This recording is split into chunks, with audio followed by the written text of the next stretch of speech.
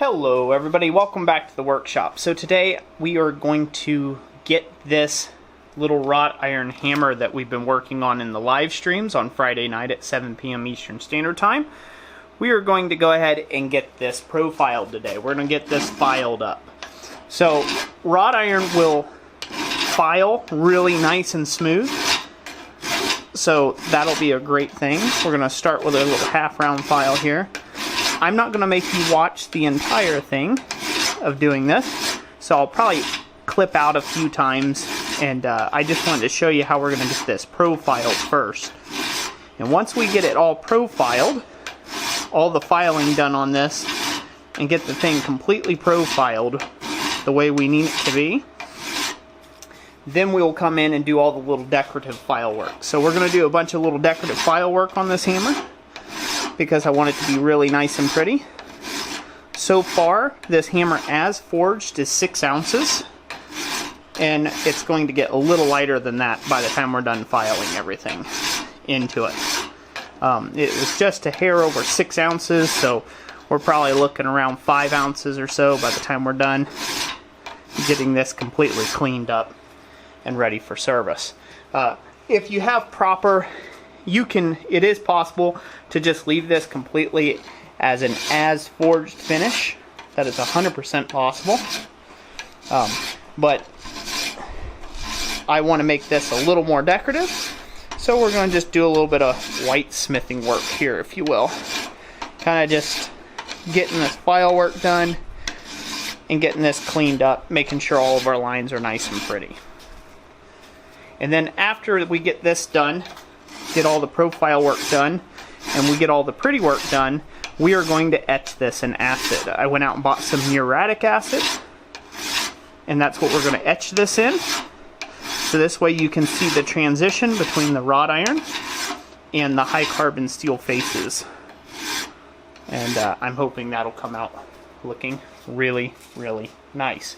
Now, this hasn't been hardened and tempered. We'll do that in another video. We'll do the hardening and tempering step. So all of this is soft. It's been annealed basically.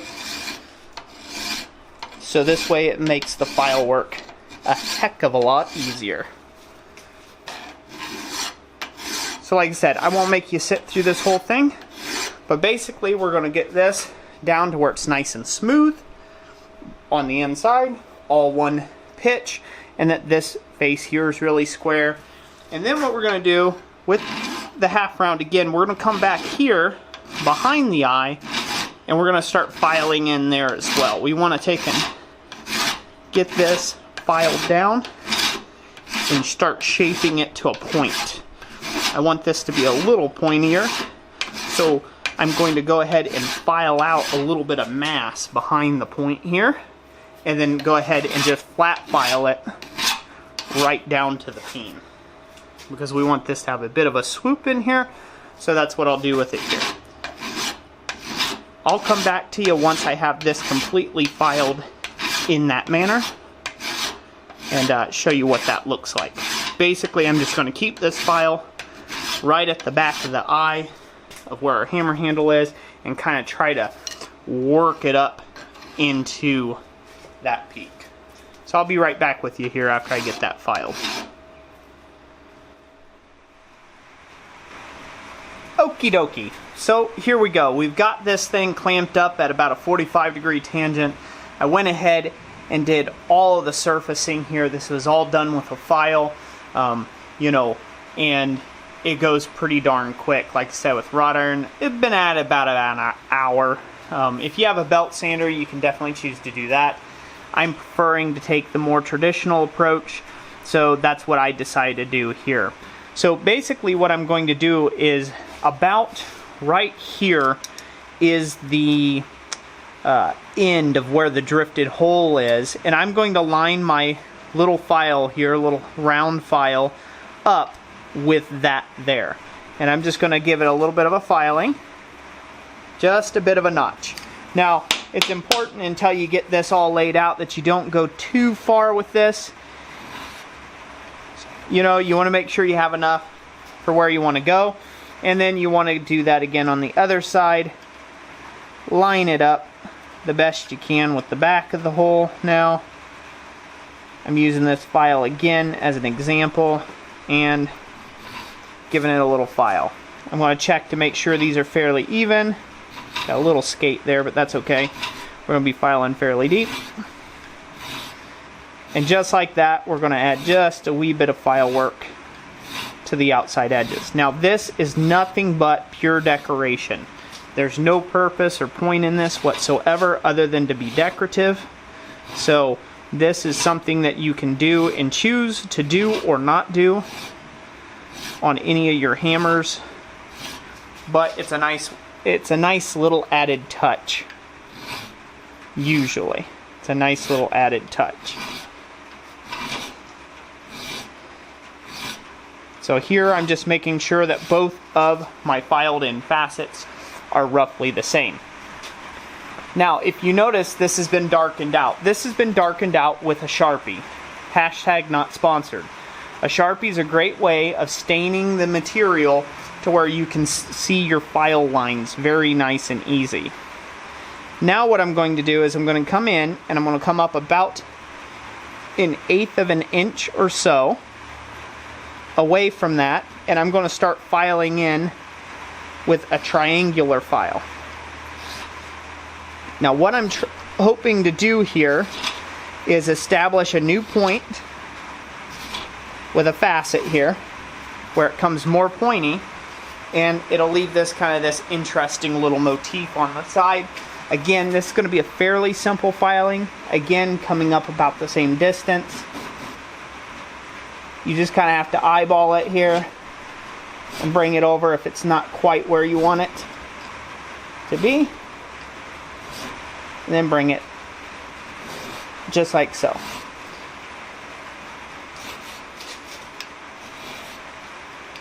So one thing I love about file work, I get asked this all the time. Roy, why not use a belt sander? Why not use the belt grinder or modern tools or a Dremel or something like that?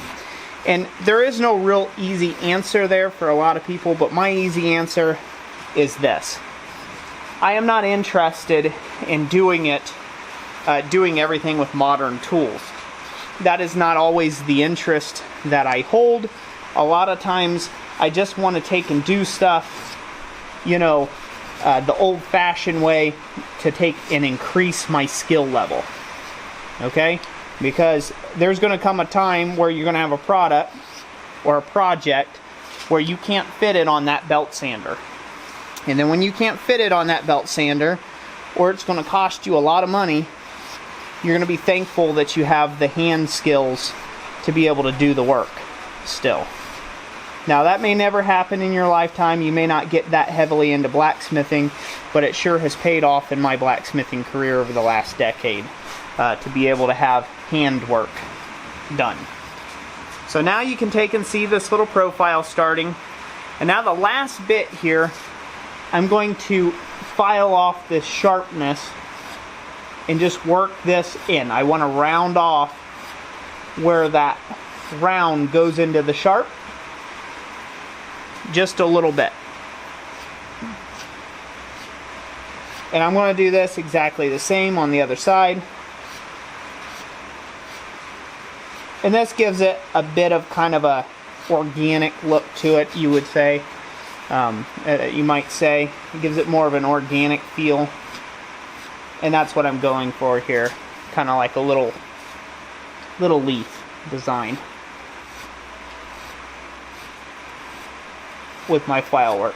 So, again, you can shape this however you want. I'm not going to do a whole lot. I just wanted to do a little bit on this edge. And I'm going to flip it over and do the same on the other side. Now, as you look at it from the top, it's going to create an interesting pattern as well. So be sure to make sure that that is the pattern you're wanting to look at. And, you know, file away. File away, file away, file away all. So, we'll go ahead and get this clamped back up at a nice 45-degree angle. We're roughly there. Close to it if we can.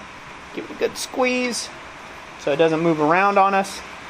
We're going to use our file again, triangle file, to index where we need to start that at the base of that hole there. That looks about right. Give ourselves a little file notch. Not too far. Index the other.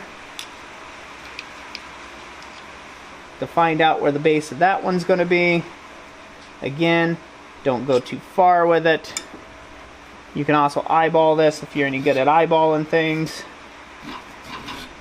Where you need to be. And then you can go to town.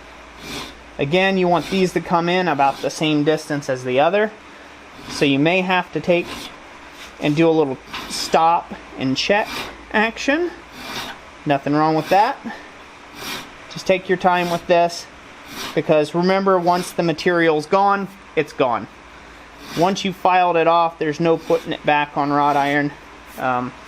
You know, you just have to do a rapid design change then, and then that may not be exactly the prettiest thing in the world, or what you were looking to do. So now we're going to come up. Again, we're going to file that to an almost like center state.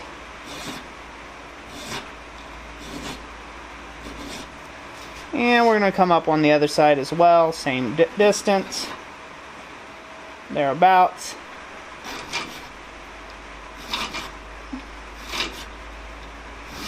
We're going to give that a filing. Every now and then you're going to have to file card your file because it'll pick up some of that wrought iron since it's a soft material, and it'll get stuck in the teeth of the file. And we don't want that.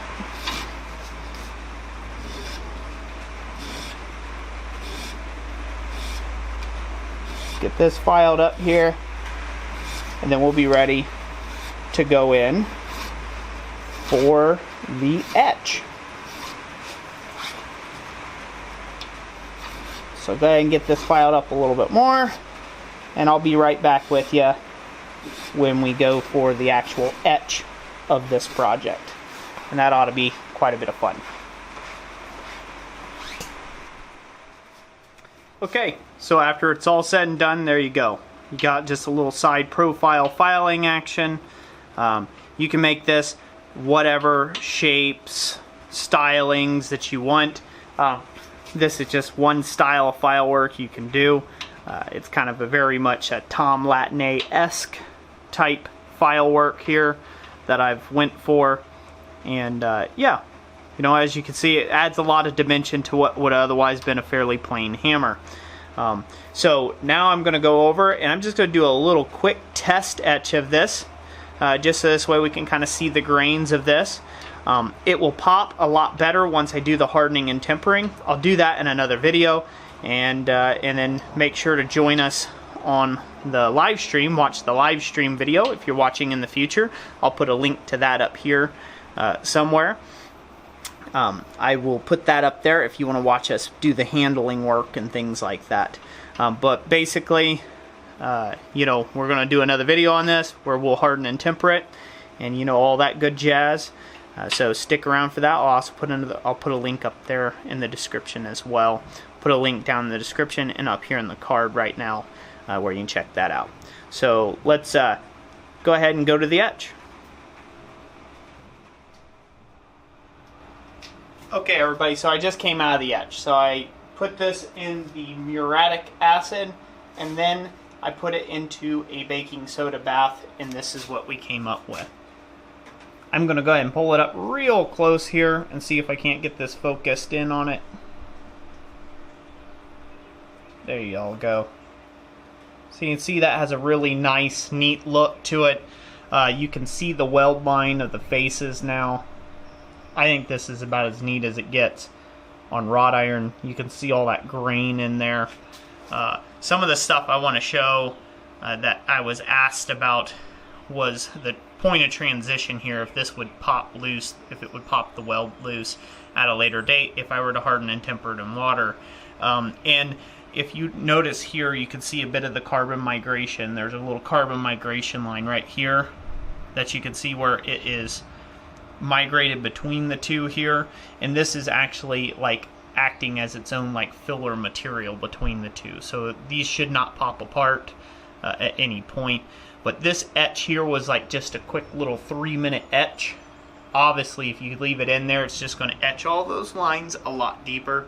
This is really just enough to kind of, you know, etch the iron there and show you how much silica and stuff that's in here. But anyways, that's it for today. I hope y'all enjoyed it. If you did, leave a like, and check back to watch the hardening and tempering video of this. I'll leave the resource links to us forging this and the live streams in the description down below. And, you know, like always, God bless you, and we will catch you on the next one. Thanks for watching.